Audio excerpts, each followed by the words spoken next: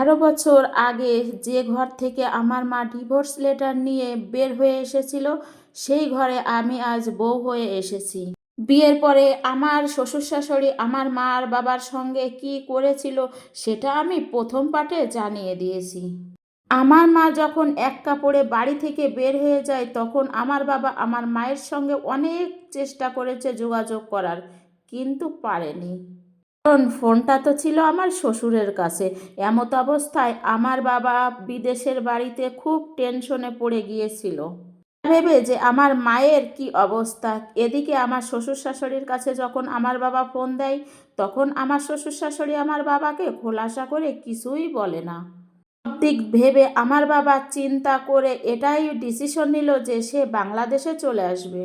যদিও আমার শ্বশুর শাশুড়ি জানতো না যে আমার বাবা দেশে চলে আসবে, তবুও যখন আমার বাবা হুট করে তাদের সামনে চলে এলো, তখন তারা চমকে গেল। আমার শ্বশুর তখন বলে উঠল, এই কিরে, তুই হুট করে চলে আসলি কেন, বলে আসলি না তো? তখন আমার শাশুড়ি আমার বাবাকে বলল, আসবে না, কি করবে, নিজের টাকাটা দিয়ে তো আর যায়নি, গিয়েছিল তো ভাবির টাকা দিয়ে। সে পরিশ্রমের টাকার কি মূল্য সে কিভাবে বুঝবে বলো? আমার বাবা এ সমস্ত কথা ধার না ধরে একবারে জিজ্ঞাসা করলো, ভাইয়া, আমার স্ত্রী প্রিয়া কোথায়? আমার শ্বশুর পকেট থেকে মোবাইলটা বের করে সেদিনকের সেই দেখানো ভিডিওগুলো আমার বাবাকে দেখাতে লাগলো। ওই দিন রাতে আমার মা কাজের ছেলেকে সঙ্গে নিয়ে শুয়ে আছে। কে আমার শাশুড়ি বলতে লাগলো, কত করে আমি মেয়েটাকে বোঝালাম পেটের বাচ্চাটার কথা চিন্তা করে তুমি সংসারটা ছেড়ো না, কিন্তু কে শোনে কার কথা? তাই তখন তোমার বউ জবাব দিল কি জানো, তোমার জীবন যৌবন যদি প্রবাসে থেকেই কেটে যায়, সে এখানে বসে থেকে কি করবে বলো? নয় সে আমাদের কাজের ছেলে ফাহিমের সঙ্গে পালিয়ে গিয়েছে। আর বাবার এই কথাগুলো শুনে আর এই ছবিগুলো দেখে কি করবে বুঝতে পারছে না, মনে হচ্ছিল বুকের ভেতর যেন পাথর জমে গিয়েছে। আমার বাবা আমার মাকে এতটাই ভালোবাসতো যে এ সমস্ত কথাগুলো সে একবারে সহ্য করতে পারলই না। আমি শুনেছি সেখানে এই ছবিগুলো দেখে এবং আমার শ্বশুর শাশুড়ির কথাগুলো শুনে সহ্য করতে না পেরে আমার বাবা স্ট্রোক করে মারা যায়। ছিল আমার বাবা আর আমার মায়ের ওই বাড়ির শেষ কাহিনী। আর শুরু হবে আমার কাহিনী। আমার বার মুখে এ সমস্ত কথা শুনে আমার বুকে একটা প্রতিশোধের আগুন জ্বলতে লাগলো। তারপর আমি ভেবে চিন্তে সিদ্ধান্ত নিলাম যে ওই বাড়ির ছেলের সঙ্গে প্রেম করে বিয়ে করে আমি ওই বাড়িতেই বউ হয়ে ঢুকবো। জন্য কলেজ লাইফ থেকে বিজয়ের সঙ্গে আমি দেখা করে কথা বলে রিলেশনশিপ তৈরি করেছিলাম, কারণ আমার চিন্তা ভাবনা ছিল বিজয়ের ওয়াইফ হওয়া। জয়ও কিন্তু আমার উপর দুর্বল ছিল, যার কারণে আমি বিজয়ের বউ হয়ে ওই বাড়িতেই আজকে বাসর ঘরে বিজয়ের সঙ্গে বসে আছি। কিছুক্ষণ পরে বিজয় আমার দিকে তাকিয়ে মিটিমিটি করে হাসছিল। তখন আমি বিজয়কে জিজ্ঞেস করলাম, কি ব্যাপার, আমার দিকে এমন ভ্যাবলার মতো তাকিয়ে আছো কেন? তখন বিজয় উত্তর দিল, আমি না খুব ভাগ্যবান, কারণ তোমার মতো একটা রূপসী সুন্দরী গুণবতী বউ পেয়েছি এজন্য। তোমাকে দেখে খুব সুন্দর লাগছে। তখন আমি বিজয়ের কথার উত্তর দিয়ে বললাম, হ্যাঁ, আমিও খুব ভাগ্যবান, কারণ তোমার মতো কেয়ারিং একটা হাজবেন্ড পেয়েছি। আমি যে সুন্দর, কলেজ লাইফ থেকে তুমি যে কতবার বলেছো, এ কথা শুনে আমিও বুঝে গেছি, তাই এ কথা আর বারবার আমি শুনবও না, বলবও না। কথা শুনে বিজয় বলল, তাহলে তোমাকে আমি কি বলবো, কি বললে তুমি সব থেকে বেশি খুশি হবে? আমি ওকে বললাম, আচ্ছা, তোমার আমি একটা পরীক্ষা নেব, বলো তো, আমি যদি কোনো ক্রমে কোনো ভুল করি তাহলে কি তুমি আমাকে তালাক দেবে? তখন বিজয় বলে উঠল, কি বলছো তুমি, আমি কেন তোমাকে তালাক দিব বলো?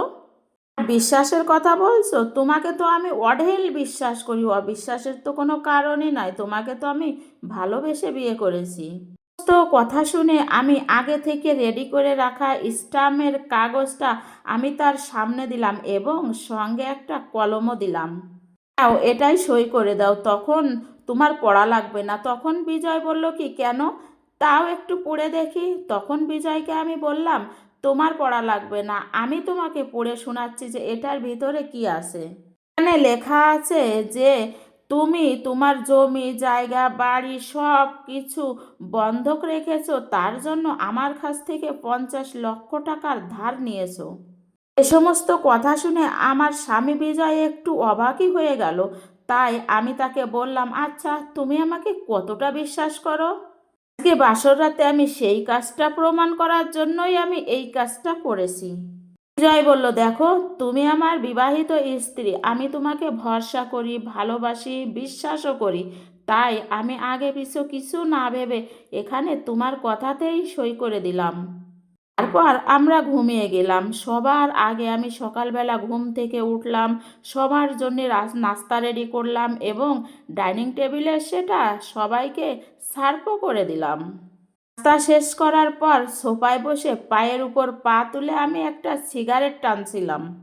তখন আমার শাশুড়ি ডাইনিং রুমের দিকে আসছিল, আর এসে আমার এ অবস্থা দেখে সে একবারে চমকে গেল।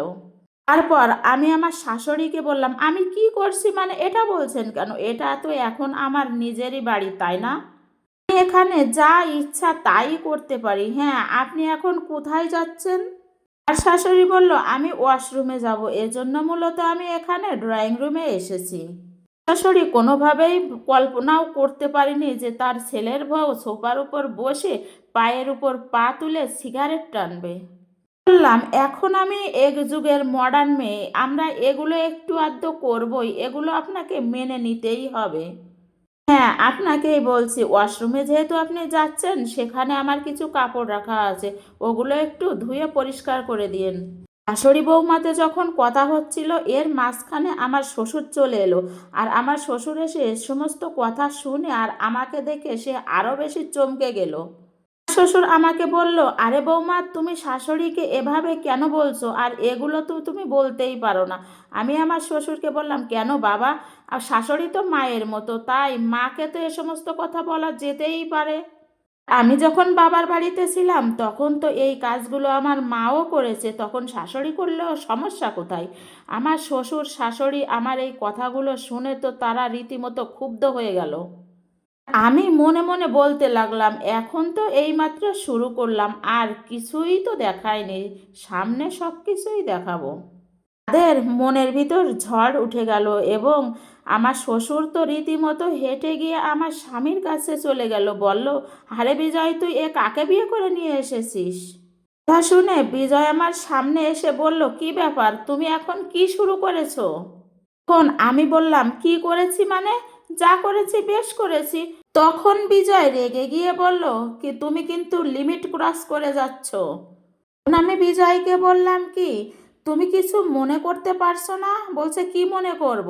আমি বললাম, তুমি চুপ করো, এখন কোনো কথাই বলবে না। তুমি কিন্তু আমাকে 50 লক্ষ টাকা দেলমোহর দিয়ে বিয়ে করেছো। কালকে রাতে যখন জমি বাড়ি সব কিছু বন্ধক রেখেছো, আমার কাছে 50 লাখ টাকা নিয়েছো, এই টাকাগুলো সব কড়াই গন্ডায় শোধ করবে, তারপরে আমি ভালো বৌমার মতো তোমাদের সঙ্গে আচরণ করব। তো আমি কড়াই গন্ডায় উসুল করে তারপরে ছাড়বো। শাশুড়িকে বললাম, আমার কিন্তু খুব ক্ষুধা লেগেছে, ক্ষুধা লাগলে আমার কিন্তু মাথায় কাজ করে না, আমার জন্য কিন্তু খাবার রেডি করেন।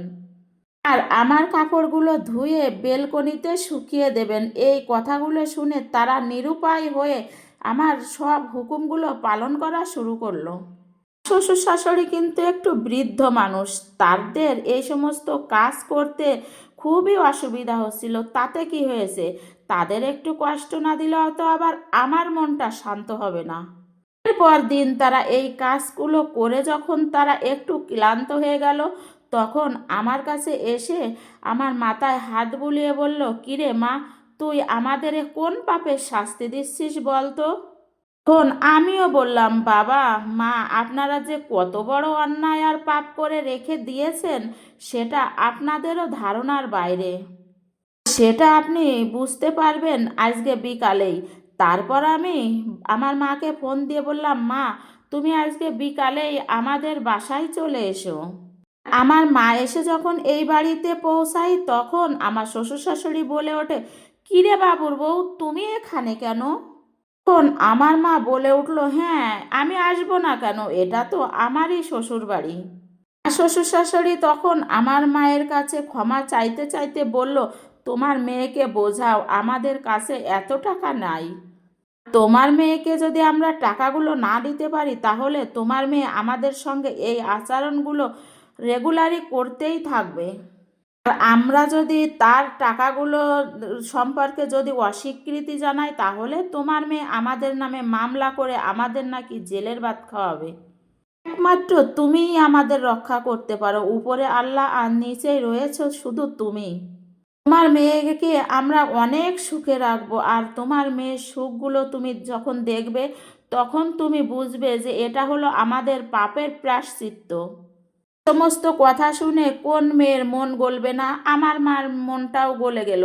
তাই আমার মা ওদের ক্ষমা করে দিল, আর আমার মা যেহেতু ক্ষমা করে দিল সেহেতু আমাকেও তো ক্ষমা করে দিতে হবে। আর এরপরে আপনারাই বলুন তো, আমি কি তাদের সঙ্গে খুব খারাপ কাজ করেছি? আর যদি করে থাকি তাহলে আপনারা কিন্তু আমাকে কমেন্ট করে জানাবেন। আর এর পরের অংশ যদি আপনারা দেখতে বা শুনতে চান তাহলে সেটাও জানাবেন, আমি পরের ভিডিওটা তৈরি করব। আল্লাহ হাফেজ, ভালো থাকবেন সবাই।